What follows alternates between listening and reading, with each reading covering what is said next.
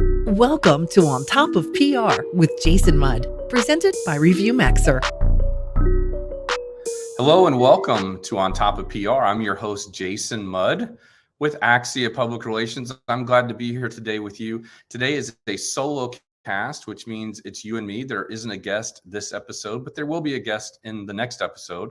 But every first and fifth episode, basically, we do what's called a solo cast, where I'm sharing with you some of my thoughts and advice and expertise based on my experience.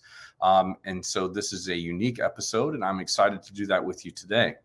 What we're talking about is actually what happens to companies that cut back on public relations and marketing during a recession.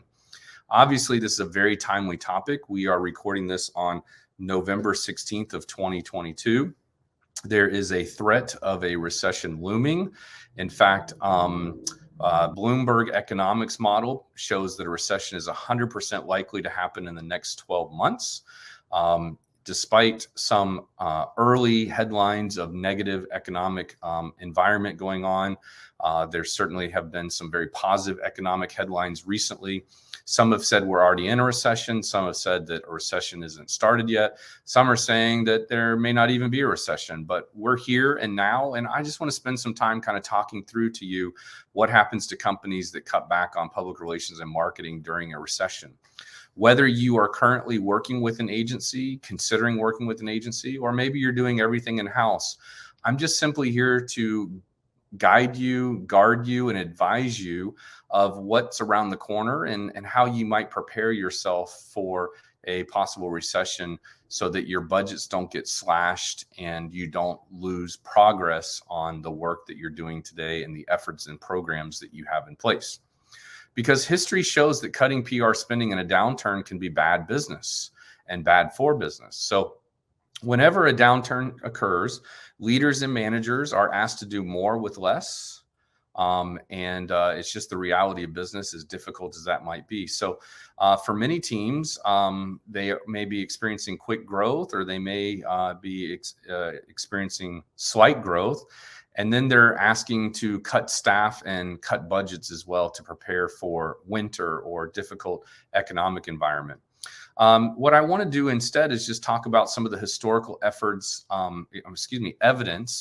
that companies should maintain their efforts despite a downturn and grow more, not just go dark. And so we're going to provide you with some resources in the episode notes to help you with this. But the key thing I want to talk about is you can look at historic recessions and PR spending. But first, let's define what a recession is. And it's kind of evolving, if I'm going to be candid with you, because there used to be a time where we were very focused on GDP. But we've moved our economy from being a production economy to being more of an intellectual economy. And so, it's the U.S. isn't exporting goods as much as it used to. We've moved more away from more of a production economy and more to a service economy. But a recession is definitely a significant, widespread, and prolonged downturn in economic activity, which is a general rule of thumb that economists use for 2 consecutive quarters of negative GDP. What's currently happening in 2020 is a cost of living crisis, and there's some debate among economists whether or not that is an automatic indicator of a recession. But we know the cost of living is rising, and so are interest rates for the first time in many, many years. And so that's putting a lot of pressure on the American household and the American consumer, and they may have to just spend less, which ultimately can trigger less economic activity in the marketplace. So how do brands prepare? So with the economic threat looming, how do brands prepare? We'll answer that by looking at the last recession to see what happens to companies that decrease PR and marketing in a downturn. So what we're going to do is look at data from analytics partners, and there'll be a link in the episode notes to this. But they published a report called Why Advertisers Need to Keep Spending in a Recession and Other effectiveness insights. What they reported was 54% of brands that maintain or increase marketing budgets during financial pressure saw a return on investment improve on their investment in advertising, PR, marketing type activities. With media spending, brands that boost their investment can see a 17% increase in sales than what they saw in good economic times. And if you think about it, if all your other competitors are pausing or freezing or going dark and you're staying active and visible, that's just going to increase the visibility, awareness in the marketplace that you're enjoying while everyone else is going dark. As inflation grows, prices rise across the board and open corporate communications becomes critical. A Harvard Business Review concluded that the most efficient way to maximize customer value is by connecting on an emotional level. And so conveying bad news is never easy, but if you stay active, that's the best way to continue to be part of the conversation, a good way to build trust, a good way to build a relationship with the audience. Conveying bad news is never easy, but corporate communications teams can still make lemonade out of the lemons to build trust and brand loyalty with current empathetic messages during a crisis. For example, we're in this together, or we're going to help you through it, or we understand that you're having a difficult time. During COVID-19, advertisers had to change on a dime, had to pivot to ensure messages seemed relevant to the current state of the environment, the economic environment, the health environment that we were going through. I've mentioned that because here we are just, 2 years later when all of that is very fresh and we learned how to do that. So the bottom line is don't take a downturn as an opportunity to bury your head in the sand, because you know what happens if you bury your head in the sand, you show your rear. But you have an opportunity instead, based on research, companies that keep up PR and marketing efforts during a crisis perform better in the long run. So resist going dark, and if need be, communicate through the economic climate and economic crisis. There's an organization called WARC, W-A-R-C. The WARC group did a study, and global marketing data and analytics company is what they do. And one of the top priorities during a downturn is resist going dark, they reported. And again, we'll provide links to this in the episode notes, but the investment in communication should be positioned as a way to strengthen pricing power now and also prepare for an eventual recovery. Because how are you going to know when there is recovery? How are you going to know to start turning budgets back on? By the time you realize that it's time to turn budgets back on, you're going to be reacting to the marketplace that's already started to grow and expand, and you may have missed your opportunity. Meanwhile, your competitors have gotten a leg up on you. And so the key part, I think, is the ROI in public relations means relying on data-driven insights to deliver unforgettable brand experiences that the audience never forgets and will remember you and your company during the difficult time as we go into more positive economic environment. And so if you think of it as a consumer or a client, if you're B2B, might be aspiring to do business with you and wanting to do business with you, but they just can't right now. And then so they may write down, I don't know about you, but I keep a list. Here are things that I want to purchase in the future. Here are services I want to acquire for my company in the future.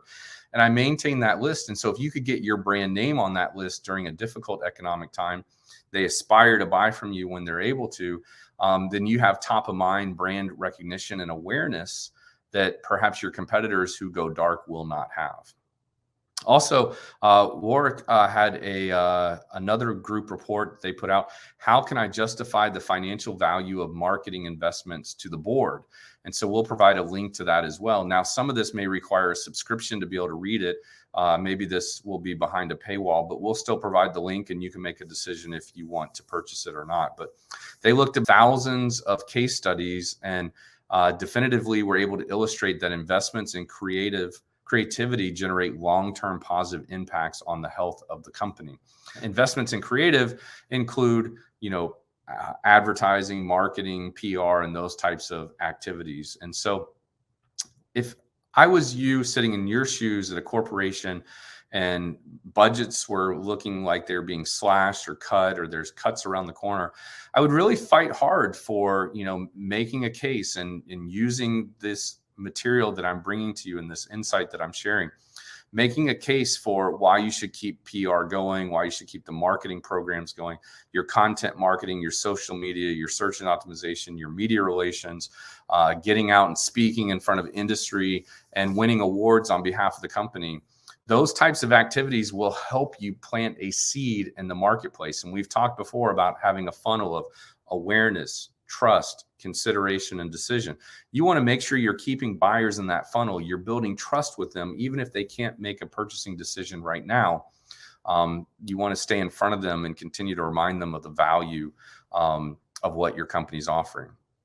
So these are some of the lessons learned based on my reading of the environment and the economy and business. I've been doing this for 20 years. I've advised many companies during that 20 years, including some of America's fastest growing and most admired brands. So perhaps the most important lessons here today is helping you understand that PR is an investment and it's in the long haul. PR is not instant and overnight. It's not like advertising where you buy a big splashy Super Bowl ad and everybody sees it, but then the next day they forget it. PR is about building a brand over the long term. As Warren Buffett said, it takes 20 years to build a reputation. You might say, gosh, I don't have 20 years to build a reputation. So let's use PR to build it as quickly as possible, but understand that it's done in patience. So like investing, a steady, measured approach is the best strategy for long-term brand growth. Like a dip in the markets create buy opportunities, downturns represent a unique and powerful moment to connect with the audience on a deeply personal level and submit the gains over the competitors who go dark during bad economic times. So history shows us the fruit of continuing to invest in PR and marketing in rough times, and it can be a lightning rod for future growth. So if this was interesting to you, I'm going to share these reports in the episode notes. I hope you appreciate this information. Take some time, spend some time reading it, talk about it with your team, bring it up to your leadership team. And we're also going to provide a link to our one of the books that I wrote called Maximizing Your Public Relations Investment. I think that'll be very helpful as well.